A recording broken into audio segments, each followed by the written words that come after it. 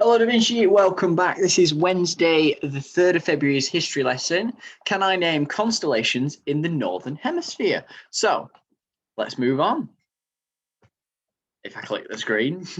Today we're going to be learning about different Northern Hemisphere constellations. Now there's lots of big words there, but what it means is when we say Northern Hemisphere, if you imagine the Earth, okay, if you've got the Northern Hemisphere, it's the top half of the Earth, and the Southern Hemisphere is the bottom half of the Earth, okay? So we'll be thinking about the Northern Hemisphere constellations because we're in the Northern Hemisphere, we're in the top half of the Earth, okay? Now, constellations, basically what they are is there are lots of different stars. We'll go on to it in a second and we'll get a proper definition, but there are lots of different stars that shine really bright, and it looks like they're all part of this. They make like almost like a drawing of something. It's like a dot to dot. So a constellation is a recognized pattern of stars in the night sky. The word is from the Latin of constellatio, meaning a set of stars. So a set of stars, if you imagine a dot to dot, it's a bit like that, but it's a set of stars that join up together and they're recognized as a bit of a pattern.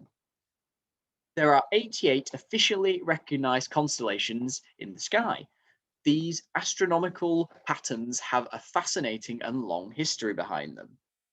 48 of the constellations are known as original, meaning that they were talked about by the Greeks and probably by the Babylonians, which is thousands of years ago. And after the 15th century, the stars and their positions began to be recorded. So it meant that after 15th century, which is about 600 years ago, ish, they started to be recorded and what they looked like. So there are some major well-known constellations which can be seen from the Northern Hemisphere night sky, and we're going to be looking at a few. So we've got Orion. Right, now the constellation is known as the Hunter. So you can see here, or you can try and imagine, it looks a bit like a person here, and he's got what looks like a bow, okay? And the Hunter is associated with one in Greek mythology. It represents the mythical hunter Orion. Now you might be like, I've heard of Orion, but it's not just Orion the Hunter. I've heard of it as something else. Well, these three stars in the middle here, underneath the name Orion, okay, those three stars are known as Orion's belt. And it's the three stars together with Orion's belt in the middle being the brightest star, okay? So that is what you may have heard. You may have heard it as Orion's belt. Now, these lines, I must let you know, these lines are not there in the sky. But what you look for is you might look for those three stars quite close together. You can see it here in the sky. You see those three stars close together and a line down here with that one and that one. And then you've got four stars up here that all join together. And then you've got this bow here of his, but of theirs. But you do not have the lines in between, which makes it a little bit difficult to see. But they've drawn the lines on so you can see the outline of the stars, okay? Look at the next one. We've got Ursa Major. Now, it's the largest northern constellation and the third largest constellation in the night sky. It's the brightest stars from the plough. Sorry, the brightest stars form the plough and is one of the most recognizable shapes. So this is Ursa Major. So the plough is, if I use my little drawing tool here, the plough is just that part there. So those four stars to make this almost a rectangle shape, and then you've got a lines going out here, and it's a farming tool called the plough, and it's part of a bigger constellation which is called the Ursa Major, okay? So you might see this one very easily, but this one's quite difficult to spot all as one, okay? We've then got Cassiopeia. Now, Cassiopeia is located in the northern sky. It was named after Cassiopeia. Now, it's it's exactly the same. The vain and boastful queen in Greek mythology. So it's all about the Greek mythology is like a legend. It's a bit like what they believe in, like gods. Okay, it's easily recognizable from the prominent W. It's like a big W in the sky, and it's formed by it's 5 brightest stars. You've got 1, 2, 3, 4, 5 that make a bit of a W in the sky, like Watkiss. You've got Cygnus. Cygnus here. It's the name that means the swan in Latin. Now, the constellation is easy to find in the night skies. It features a well-known shape as looks like a northern cross.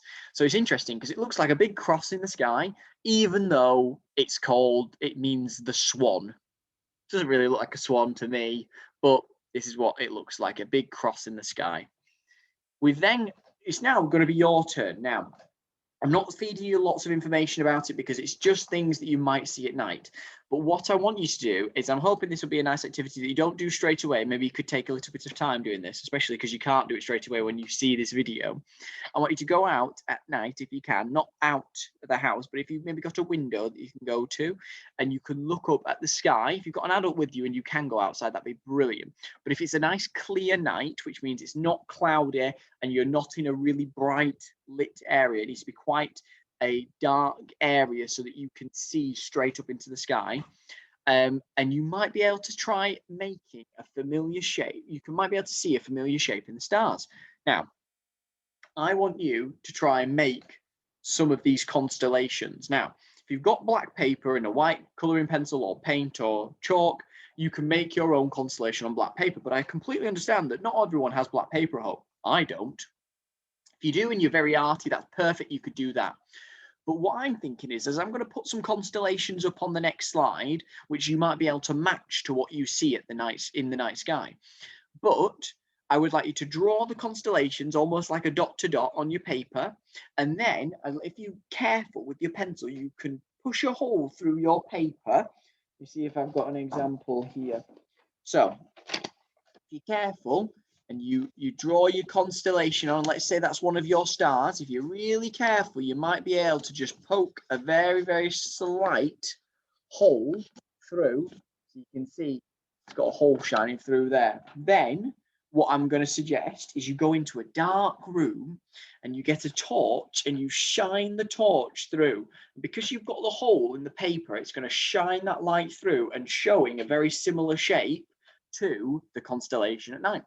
So here's a couple of different constellations that we ones that we've run through. Some of them we haven't been through. Some of them are quite difficult, but we've got that Cassiopeia that we went through here.